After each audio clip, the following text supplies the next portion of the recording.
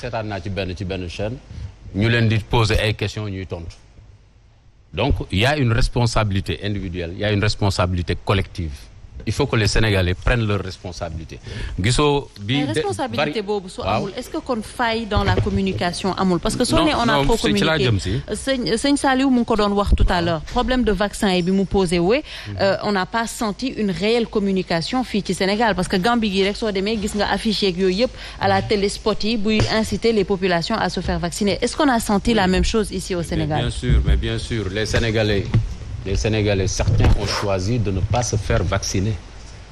il a fallu que mu am variant Delta bi ñi nga xam ne dañuy gis nit ñi ñuy dee nii parce que à l'époque dañ naan la man gisaguma ko ci dee da ngay wax ak nit mu ne la man gisaguma koo xam ne dee na ci donc su sa mbokk laalul sa mbokk wala laalul ku la jege donc tu te sens pas concerné donc du coup li ñu constaté woon mooy que Sénégalais yi seen bopp tout ce qui se disait autour du virus ñu ci bari yëngalu leen terewuloon di dox seen activité bi variant Delta bi ñëwee ñu gis ne mort yi ñu ngi bari ñiy faatoo ngi bari ci la ñu daw sans autant sax ñu ne leen dem leen vacciner wu ji ñoom ñoo daw dem vacciner wu ji donc je crois que c'est vrai le rôle de l'État c'est de communiquer d'orienter mais si tu communiques avec des gens qui ne veulent pas ça aussi c'est un obstacle parce qu'il y a pas de remède miracle. Pour yow responsabilité bi yëpp sénégalais la ñoom ñoo bëggul. Non les Sénégalais n'ont pas voulu prendre leur responsabilité mooy non mais c'est vrai parce que bu ñu ne leen takkal masque nga bañ a takk masque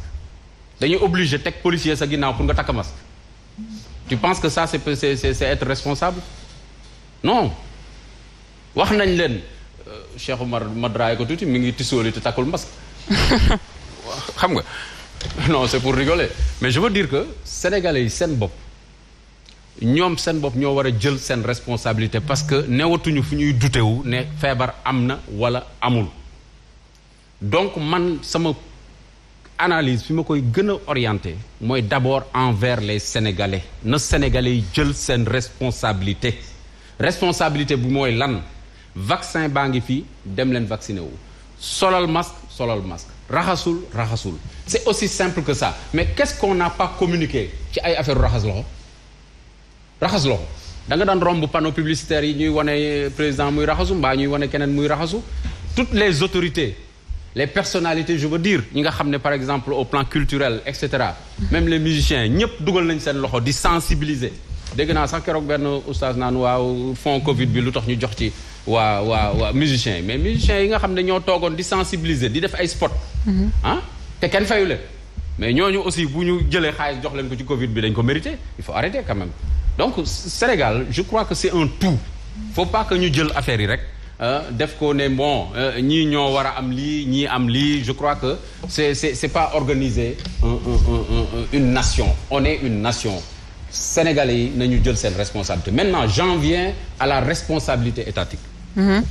parce que aujourd'hui c'est comme le serpent qui se mord la queue parce que boo xoolee bi mbas bi xawee wàññeeku ci lañ def la tournée économique du président de la République mais man l'idée est bonne mais le moment est mal choisi pour man le moment est mal choisi. D'ailleurs ñu bëri ñu ngi koy on est dans une période où on n'a pas vaincu le virus. D'ailleurs ñu bëri ñu ngi imputer la responsabilité de l'État face à cette troisième vague surtout ci tournée économique yooyu. Loolu moom scientifiquement je peux pas le démontrer mais je juge sur la forme le fond dinaa ko bàyyi ak les spécialistes. xëy na ñoom bu ñu defee seen i statistique ak yooyu dinañ xam ñaata nit ñoo yokku fii ñan ñoo jóge woon Dakar dem fële et cetera je ne suis pas dans ce jeu là. man li may wax mooy c'est comme le serpent qui se mord la queue lu tax ma wax loolu mooy kii di président de la République bi mu engagé cette tournée économique que je dis que c'est une bonne idée mais c'était pas opportun. bi mu ko defee tey bu ñu taxawee ñu ne gàmmu day am màggal am est-ce que ñeme na ko tere. c'est ça le problème c'est-à-dire que rassemblement pour rassemblement doo def sa rassemblement pour des raisons politico-économiques nga toog ba yàgg nga ñëw mu am un rassemblement religieux laal gëm-gëmu nit nga ñëw taxaw ne ko doo ko def donc tey kenn mënu la mesurer conséquence su rassemblement yooyu nar a am ni nga xam ne ni nga ko waxee ne conséquence su rassemblement yi nga xam ne ci tournée économique bi la jógee donc bu dee rassemblement la pour rassemblement bu ñuy dajee au plan économique politique et tout ça dajee def seeni meeting. ok le virus va circuler. ñu daje fële sur le plan religieux. le virus va circuler c'est pourquoi je dis que c'est comme le serpent qui se mord la queue c'est-à-dire que tey munoo di digle càngaay te doo sangu loolu téere rek la jik téere rek la digle càngaay te doo sangu jik donc kii di président de la République il devait pas s'engager pour moi c'est une erreur. D'accord. Waaw l'histoire de la tournée économique c'est une erreur. Parce que tax na tey mënatul retourner wu tey di tere quoi que ce soit. Rassemblement peut-être ay rassemblement dans les quartiers et tout ça. Mais les grands rassemblements religieux tey c'est gauche. Ce serait gauche de la part de donc da ngay rejoindre li professeur waxoon sànq ne que ce serait gauche de la part de l'État mu taxaw ne day interdire donc loolu te normalement tey ci situation bu ñu nekk benn rassemblement waratuloon am port du masque obligatoire waratuñoon toog fii sax di génnewaat ay arrêté naan ay woy rappeler ay nit ñi nañu jël seen responsabilité ci côté boobu beneen chose mooy vaccin yi boo ko seetloo ñun defaruñu vaccin yi soit dañ ñu koy may soit ñu jënd. donc dëkk yi ñu koy jëlee ñooñu ko gën a soxla. La France ils sont à 67 millions virgule 4 à peu près d'habitants. Ils ont vacciné 41 millions et plus. pour ñi nga xam ne première dose la deuxième dose 31 millions et quelques. ñun ñaata lañu 17 millions. amaguñ sax 1 million de vaccinés. loolu lan la au juste da nga bëgg ñu jàpp sénégalais yóbbu leen ñu vacciner leen il a fallu le variant delta nit ñi di ko gis di dee ñuy sibiru doo xam sibiru bi lan la est-ce que moom la wala du moom nit ñi daw dem vacciner wu donc cette résistance de la part des ak désinformation bi nga xam ne am na autour aussi il faut ñu xool ko parce que médias yi aussi mënuñu ko jóg ñu jox la parole nga wax loola neex naan vaccin yi nu mu tuddati baaxul wala wóorul boo dans 2 ans da ngay faatu et cetera ñuy joxe information yoo xam ne c'est pas vérifié. Mais ci yan média parce que soo gisee fausse information yi fan lay circuler c'est pas dans les médias traditionnels. mais si réseaux sociaux la mais am na ay ñoo xam ne dañ leen di inviter sur les plateaux ñuy ŋàññi li nga xam ne moom mooy le vaccin alors qu'ils ne mettent pas à la place autre chose donc comme amuñu leneen. loo gis dafay am ay kii peut-être que foofu aussi war na am tuuti communication. c'est-à-dire que les effets secondaires c'est-à-dire que vacciné nañ la. xëy na sa bopp dina xaw a metti ñu prévenir la. ne la bon bu sa bopp méttee da ngay jël antalgique wala nga jël lii wala jël la mais duñ la vacciner rek aussi bàyyi la nga dem parce que boo demee nga sa yaram xaw a tàng nga tiit donc il faut aussi. ñu jéem a sensibiliser les Sénégalais dans ce sens-là. ne leen bu fekkee ne te loolu personnel médical bi la c'est-à-dire que bu fekkee ne vacciné nañ la mën na am effet bii effet boobu nag bu ko amee xëy na boo defee nii mu atténué wu de là moom lu mu tati foofu laay daanele mooy vaccin yi moom rek moo fi nekk pour l'instant amul lenn loo xam ne tey mën nañ ko utiliser ba génn ci te bu fekkee ne mbir bi dal na la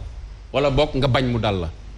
waaw donc il faut que nécessairement ñu communiquer autour de ça dimbali sénégalais yi wax leen bu ñuy wax waxu communication moi c'est dans ce sens-là c'est-à-dire que c'est pousser les sénégalais à y aller sans les forcer mais les pousser à y aller mais bu fekkee ne aussi dafa am réticence am aussi ay obstacles il faut qu'on essaie de les lever parce que aujourd'hui on va vers la catastrophe d'accord alors sans les forcer boobu tamit dinañ ci ñëwaat parce que ñoo gis ay entreprises yu commencé def on va dire le pass sanitaire parce que ku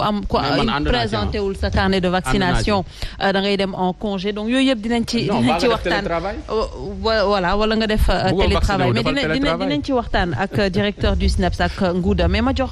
parole très rapidement Cheikh Omar laata ñuy delluwaat si suñu invité yi parce que quand même indexé nañ peut-être la responsabilité situé nañ la responsabilité mais il faut que ñu wax proprement parler qu'est-ce qu'il faut réellement pour lutter contre cette troisième vague. Oui balaa may ñëw sax si qu'est-ce qu'il faut. Je crois que on a mis en place benn stratégie. mettre en place communication et cetera du dëgg. maa ngi dégg sax nguuda collectivités locales yi ñu am ci rôle ak responsabilité. parce que on a vu même nawetaan Covid. ASC nawetaan yi s'impliqué bàjjenu gox yi chef de quartier parce que boobu